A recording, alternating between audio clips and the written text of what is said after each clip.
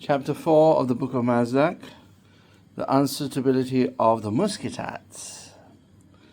The Muskitat religion has a rather discriminate creed, executed in indiscriminate ways. It consists of two flourishings: the flourishing of the vehicle or musikosa, and the flourishing of kaitesis or the kaitat faith, better known as the law of love. It was said by its founding philosopher Humayun Rule that to find appeasement within the warring tribes of Kalsha, each member would have the same faith. But how they expressed that faith, be they Ventrician, Calagian, Diamond, Christanian, or Caird, depended on their chosen vehicle or musikosa. Whence religious Ventricians, Calagians, Diamonds, Tefnonians, or Cairds would find a common religion that looked at the differences as merely being different vehicles, would then say that Muskitats have betrayed all these faiths in their communion? For these, like the true Yagorgians, understand the sanctity of their revealed truths, though not so is it with the Muskitat. To understand why that is, it is necessary again to visit their story.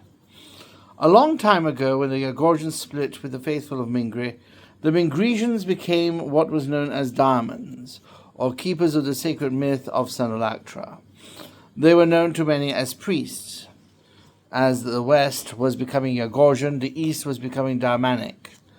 So much so that a rival Daimanic group known as the Diremans, from the northern territories of Rakila, having felt themselves holier than Mingre, came to conquer the city.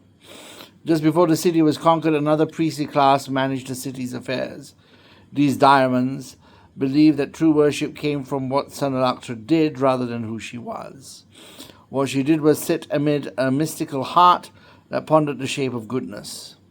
These people were interested in making such ponderings a necessity in their faith. After the conquest, these people were called Kaitists by the invading Diremans. Abenhara Manassebum was a seer who was killed by the ruling Diremans for his belief in that inner faith. Through his followers, the Kaitat teachings were brought to Andakenda by a Diraman princess called Samritsa.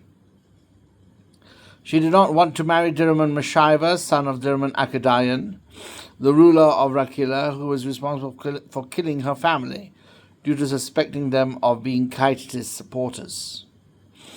When a rejected betrothed killed her upon conquering Andakenda, her son Baryang brought her teachings to Kalsha. Eons later, these teachings were known as Calagianism. Through an entire history of reaching different teachings, Humayun felt that he needed to compile an ode to Kaitatism by reforming it into an actual religion. He did it to stem the rising tide of rivalry between the various Kaitat factions in Kalsha. Most Romanoids in Chaku are Muskitat of the Ventrician Musikosa. This means that they uphold the inner faith of Kaitatism, but practice the vehicle of Ventrician sciences as an outer vehicle for such faith. When I became Muskitat, I went with my father to their place of worship, the Vuffle Musicus, and became a Tefnonian Muskitat. This meant that I upheld the Tefnonian teachings whilst believing in my inner faith of Kaitatism, but I found such practice to be unsuited to me.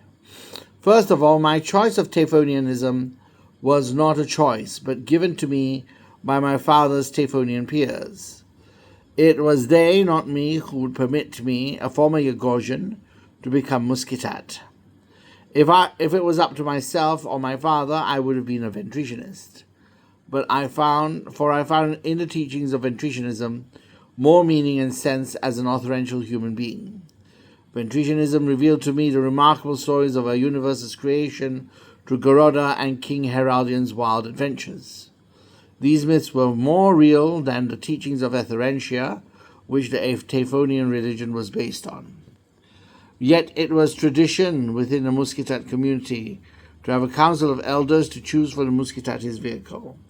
Hence, from the very start and lack of choice, Muskitatism became an unsuited creed, for it was not founded on freedom to choose one's own calling and comfort. Says Utbag, for is it not natural that we gravitate to our comforts? Saith he again, for that is where the natural choice occurs, and also is where the soil and earth of our origins begin.